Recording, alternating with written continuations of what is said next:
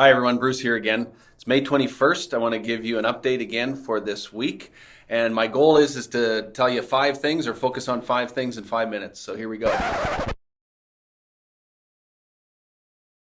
First of all, I want to talk about our congregations meeting on Sunday, June 7th, and that's going to happen at 7:30 p.m. So Sunday evening at 7:30. It's going to be a Zoom meeting, and so details about that link and how to access that will come in the days and weeks ahead, but just look for that. We just want you to put it on your calendar and keep that in mind, and hopefully you can join us for that. The later time in the evening is to help you enjoy more of the day, and if it's a nice day in June, then you can enjoy more of the evening. And also for families with young kids, hopefully you can get them to bed and join us for that evening. Our goal is to be about an hour or as close to an hour as we can. And I know you might be laughing now, but we might need some grace. But our goal is to be as close to that hour as we possibly can. That's our hope. We're going to talk about transformation stories, which is what our church is all about.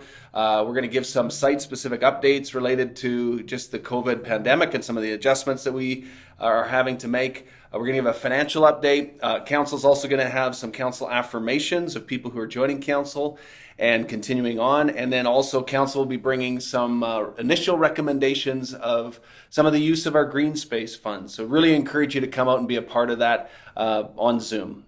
Second thing is just some updates for this weekend. Our Broadway congregation is going to meet at 10 a.m. again on a live Zoom service. And so you can go to the Facebook page and get the welcome sheet there as well as the kids content. At Northside, Nathan is shifting to summer mode now. And one of the changes starting this Sunday is at 9 a.m. is going to be a kids Zoom service or a Zoom gathering. And so that's going to be unique. And then the adult time is going to actually move to Tuesday evenings at 8:30. So next Tuesday at 8:30. And the teaching for Nathan's video will be on a link included in this email. So you're encouraged to watch that ahead of time and then join for that time of discussion and also prayer on Tuesday at 8:30. At Attridge this weekend is going to be the video link again that you'll see below, and that'll be able to be accessed and live later on Saturday. Kevin will give an update from last week's prayer focus and give you more details about that. And then Ryan Epp is going to be actually doing the teaching on our Kingdom Community series as he continues in that focus. One of the things that has changed is our provider for our digital bulletin has canceled their email service. And unfortunately, that happened last week. So our apologies for those who are waiting for that and it didn't come. But we've now found out that they're not providing that anymore. So that link to the digital bulletin app for Attridge will be below here. And if you have it on your mobile phone, that still works just fine. And so you'll be able to access that probably sometime tomorrow. Thirdly, I want to talk about being a good neighbor. As we know, things are continually changing, and even this week our government has come out with some additional plans for churches. And so we want to pay attention to that and look at what that means for us. But the reality is that we're going to be meeting digitally and in different formats for quite some time still. And this is one area that we feel as a church that it's actually okay and good for us to lag behind our culture. I don't think it's helpful to push and be at the forefront of this because we don't want to be the cause of a new spike in this pandemic or anything like that. So we want to just trust that God is allowing us to be the church in different ways. And gathering is important, but it's not the whole deal. And we are learning to gather in virtual forms.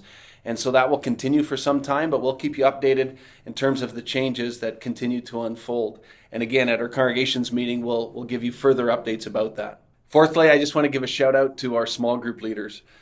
Thank you for the way that you've been serving and leading. You are our frontline people as a church right now. And as you know, small groups is one of our 4 primary contexts of discipleship, and it's just a critical place.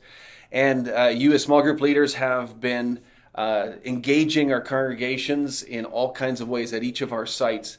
And we're just really thankful for you. As a staff, we've been praying for you. We just want to encourage you as you continue to do your work. I know that there are some small group leaders who've been a little bit hesitant to engage in some of the digital platforms and the virtual meeting kind of settings. We'd really encourage you to embrace those and to try those out. As I've said earlier, we're going to be in this mode for quite some time, and it would just be a great opportunity to experiment and to engage your small group in some unique ways.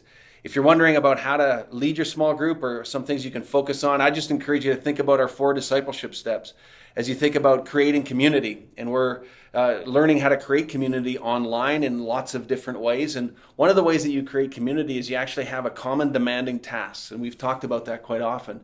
And you as a group might want to consider what you might do locally or globally, but have some kind of common demanding task that would help create that community that's not just an inward focus, but is an outward focus also. Secondly, that we would experience and model the love of Jesus. And your personal transformation is our church's greatest witness. You need to hear that again. Your personal transformation is our church's greatest witness. And as we engage Jesus and we experience the love of Jesus and he changes us, that is the most remarkable witness that our church can have. And so for you to engage in that with your small groups.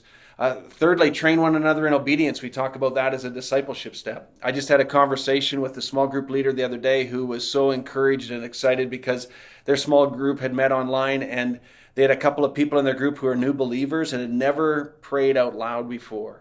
And they taught them how to pray. They taught them how to pray out loud. And so these people engaged in that for the very first time. And they were just so encouraged by that.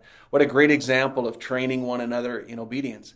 And then the fourth one that we talk about is to serve others and proclaim the gospel, to hold those two things together. And to serve others might be, this great commanding or demanding task that you do together as a group, but that you would find ways to serve others and to proclaim the gospel with words and also with your lives. Fifthly, and lastly, I want to just touch on the Lord's Prayer again.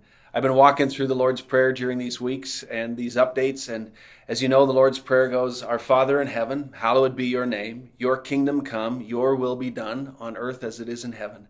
Give us this day our daily bread and forgive us our trespasses as we forgive those who trespass against us. And lead us not into temptation, but deliver us from evil. For thine is the kingdom, the power, and the glory forever and ever. Amen.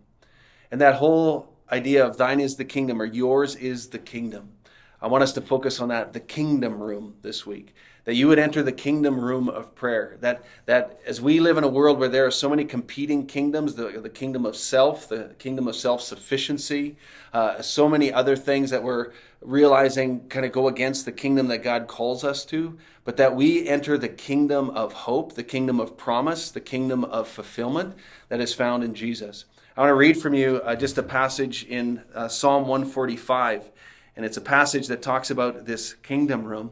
And even as we've been in this series of kingdom community and what it means to be community in this unique time, we think of this as well. So it says, The Lord is good to all. He has compassion on all that he has made. All your works praise you, Lord, and your faithful people extol you. They tell of the glory of your kingdom, and they speak of your might, so that all people may know of your mighty acts and the glorious splendor of your kingdom. Your kingdom is an everlasting kingdom, and your dominion endures through all generations. And so I hope and pray that even this week we could enter that kingdom room of prayer, of just declaring, God, your kingdom come, and that yours is the kingdom that we want to give allegiance to. Yours is the kingdom that we want to live into, and that we want to proclaim that and live out of that for the sake of your glory and your goodness. And so I pray that God would encourage you this week. God bless you.